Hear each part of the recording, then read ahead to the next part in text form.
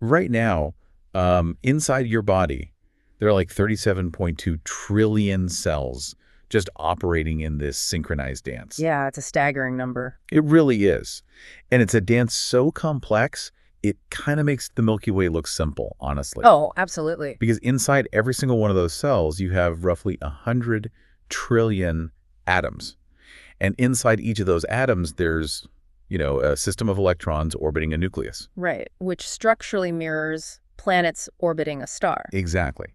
So you don't even have to look up at a clear night sky to see the universe. You are quite literally a universe within a universe. It is a staggering biological reality. And, we naturally default to feeling tiny when we hear things like, oh, there are 2 trillion galaxies out there. Yeah, you get that existential vertigo. Exactly. We get that vertigo and just conclude that we must be this insignificant speck, like a complete cosmic fluke. But today, we are going to completely flip that perspective inward. Mm-hmm. Okay, let's unpack this. The core concept of today's deep dive is this proposition called the Semideum. And our mission today is to take you, the listener, step by step through the idea that you are not some random purposeless accident. You're really not. You are an intentional, entirely necessary, what they call an expo agent, born specifically to be a creator. And to truly understand this proposition of the Semideum, we can't just rely on poetic metaphors, Right, it sounds nice, but we need the science. Exactly. We are going to look at the hard realities of evolutionary biology, the fundamental mechanics of quantum physics,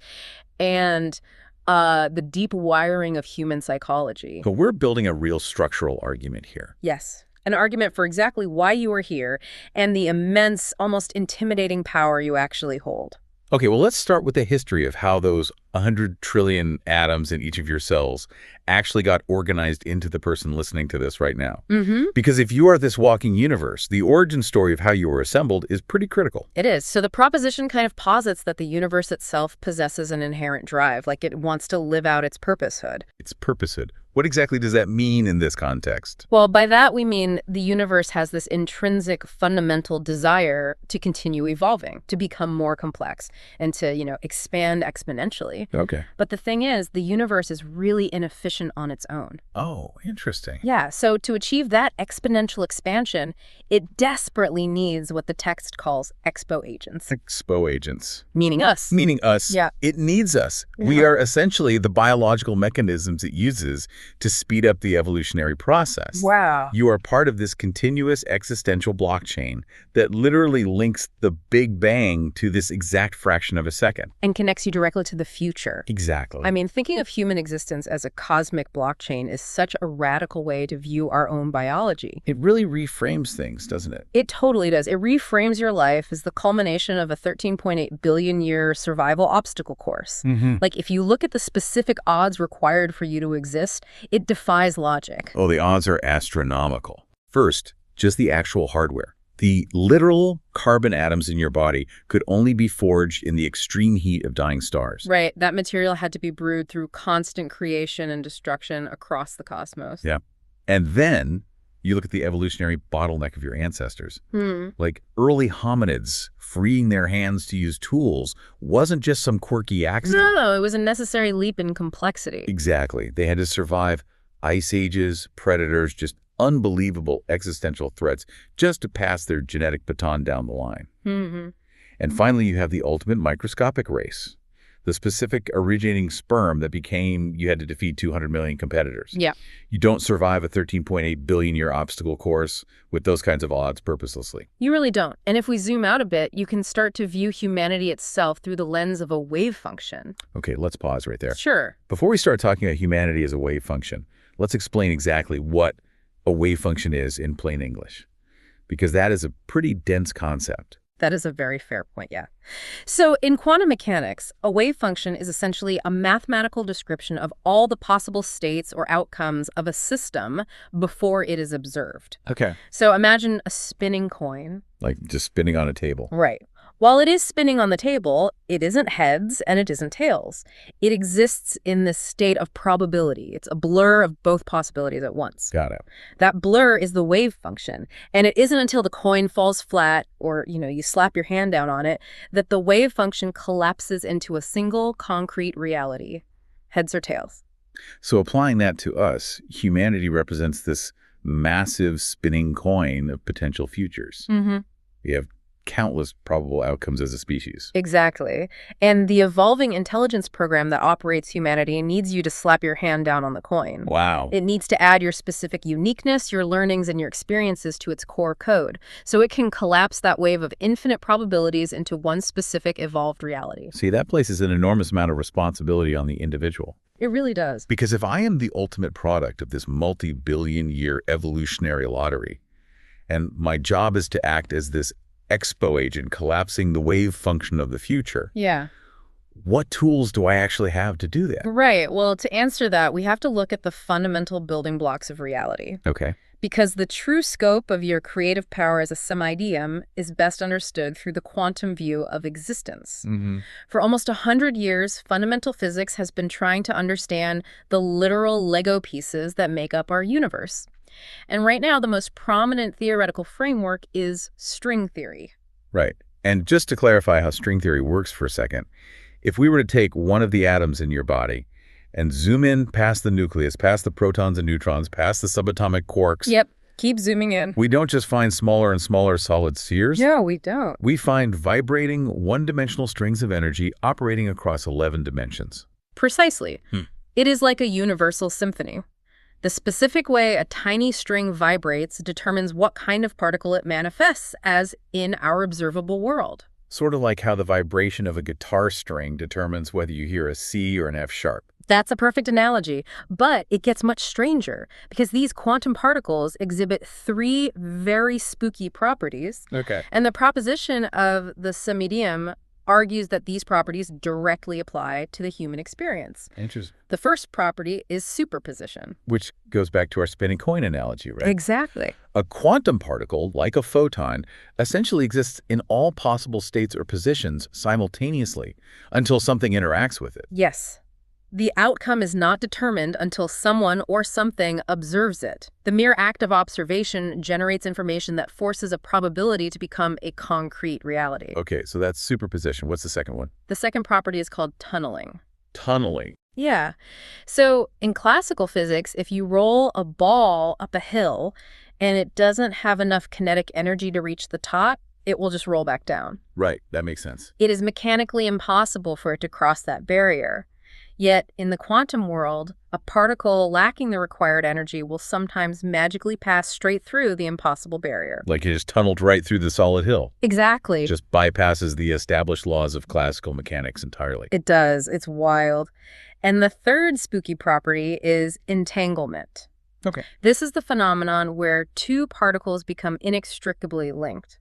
Because everything in the universe originated from a single, infinitely dense point at the Big Bang, everything is fundamentally entangled at some level. Right. So if you change the spin state of one entangled particle, the state of the other particle instantly changes to match it, even if they are billions of light years apart. Here's where it gets really interesting, but I need to stop you there and push back pretty hard on this. Oh, okay, go for it. Because we are dangerously close to veering into self-help pseudoscience here. Fair enough. I hear terms like quantum entanglement and collapsing wave functions thrown around a lot to justify some very magical thinking. Yes, that happens quite a bit. Let's be intellectually honest. I am a massive biological collection of cells trying to pay my rent and navigate traffic. I am not a microscopic photon. No, you're not. So if we are just saying, oh, think good thoughts and your physical reality changes, that is a massive leap. How do we ground this so it doesn't just sound like a self-help fantasy? That is a crucial distinction to make, and I appreciate the very healthy skepticism. Thanks. So the scientific community actively debates the boundary between the microscopic quantum world and the macroscopic human world. Physically speaking, Professor Jack Harris at Yale University is currently conducting experiments to see whether macro objects can demonstrate these exact quantum effects. Oh, really? Yes. The boundary might be thinner than we think. However, and this is the most important part, the proposition of the Semideum uses these quantum rules as a structural analogy for human psychology and potential. It is a philosophical framework modeled on quantum physics, not a claim that you can magically levitate your car. Okay, that makes much more sense. We're using the mechanics of the quantum world to understand the mechanics of human behavior. Exactly. Let's test that framework then. How does a macro-human use quantum tunneling? Let's look at human barriers. Think about the 10-second barrier in the 100-meter sprint. Okay. For a very long time, doctors and coaches considered it a physical impossibility for a human being to run that fast. It wasn't just difficult conventional wisdom dictated, it was a solid biological wall. Classical physics said it could not be done. Until one person tunneled through it. Exactly. One runner used their intention, their training, and their belief to pass through an impossible barrier. And what happened next is the fascinating part. What happened? Almost immediately, other runners started breaking the 10-second mark too. The physical biology of humanity didn't change overnight. What changed was the perception. Wow. Once one semideum tunneled through the barrier and proved it wasn't solid, the barrier essentially vanished for everyone else. All challenges seem impossible until one person changes the psychological parameters of what is possible. Okay, keeping the metaphor strictly aligned then. The sprint is a perfect example of tunneling. You are passing through an insurmountable wall. Right. So how does superposition function as a psychological framework? Superposition is the reality of your daily choices. When you wake up in the morning, your day is that spinning coin. Okay. The possibilities of what could happen, the interactions you could have, the ideas you could generate, they are infinite and unwritten. You exist in a state of probability. Right. But the moment you make an intentional observation, when you decide to speak a specific word to a friend or take a specific action at work, you slap your hand out on the coin. You force an outcome. Exactly. You act as the conscious observer co-creating reality, taking a day of infinite potential and collapsing it into a singular concrete timeline. And entanglement is the ultimate expression of human connection. Yes, exactly. The understanding that none of those choices happen in a vacuum. Like, if I act as the conscious observer and collapse a reality where I am incredibly cruel to a stranger in the morning, that action ripples out. I've instantly altered their vibrational state, which alters how they interact with their family that evening, and so on. We are one deeply connected system. You have the conscious awareness to intentionally exert influence on everything there is. You are plucking a string, and the entire universal symphony responds to that note. So what does this all mean? If I have this psychological quantum toolkit, if I can tunnel through perceived barriers, collapse infinite possibilities into singular realities, and entangle my actions with the rest of humanity, what stops me from just using it selfishly? That's the big question. Yeah, like what dictates how I should use this immense power? This is the pivot point of the Semideum proposition. Having this toolkit means you are faced with a fundamental choice. Okay. You have the potentiality to become a creator, but you also have the choice not to. You can direct your tools toward your purposehood, creating positive exponential growth. Or you can choose to be an anti-creator, a destroyer. When you say destroyer, it kind of sounds like a comic book villain. What does a destroyer actually look like in daily life? Right. It's rarely dramatic. It's usually very mundane. A destroyer is simply someone whose infinite desires fuel their creativity away from their purposehood. Interesting. They become a pure consumer, or they adopt the role of a perpetual martyr. Structurally, an anti-creator is always constrained by labels, limiting beliefs, societal expectations, and rigid judgments. Okay. Because they are constantly trying to extract value from the universe to fill their own endless desires, they cause havoc and tension. They stretch the energetic cord of existence away from its true purpose, creating a vacuum. Whereas the creator is different.